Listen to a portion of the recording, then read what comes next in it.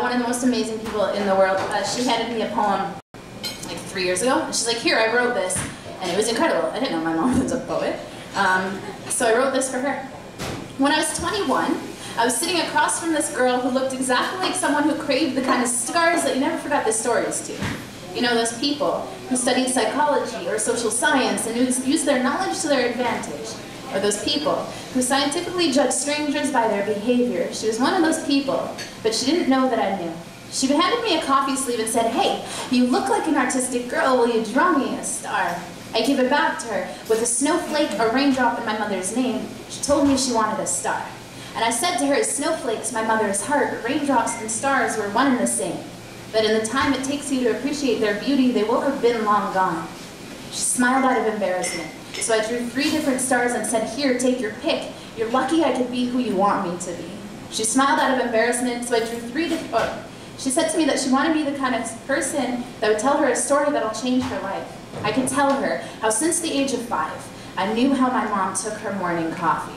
That she would always say, true love hides behind never forgetting balance. But instead, I tell her of another story, of a messy love, where that morning I read in the news about a man who beat his wife unconscious, because early that morning he forgot to take his medication. He said that it was an accident. He said to blame his hands and not his mind, that his fist had a thought process of its own. What he didn't know is that his wife earlier that morning wrote him a note and put it in his favorite work shirt. The note said, I love you. I will always love you. Even when your mind tells your heart that it's had enough. Even when your hands do all the problem solving, I will always love you.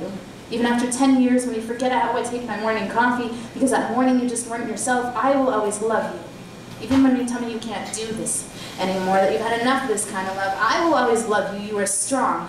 You are everything. You are the reason I've yet to let go of hope. I will always love you. I'm 25 now. And when this girl asked me to tell her a story that'll change her life, I hesitated to tell her that this man's wife is a patch on the same quilt as my mother. My mother, the survivor of her own life. The rock that holds my anchor to my innocence. I look at this girl and tell her, if she wants a good story, I'll tell her every June 23rd, I can't help but waking up remembering I'm a product of a man whose fist had its own thought process.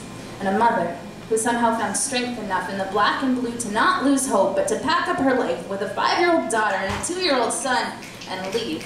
I'll tell this girl. This story isn't of my mother's past, but how when I learned my mom's story, I learned I will forever be my mother's doppelganger. I will love like her and I will lose like her. I will bruise like her and I will breathe like her, but for her.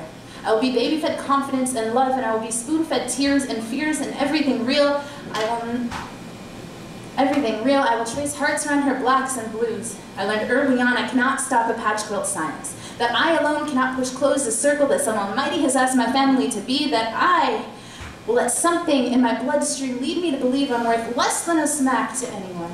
I look at this girl and say to her, I guess what I'm simply asking you to do is to learn the perfect balance of cream, sugar, love, and compassion, because the greatest lesson I ever learned from the story that changed my life lies in how my mom will always tell you that love is remembering how someone takes their morning coffee. Thanks.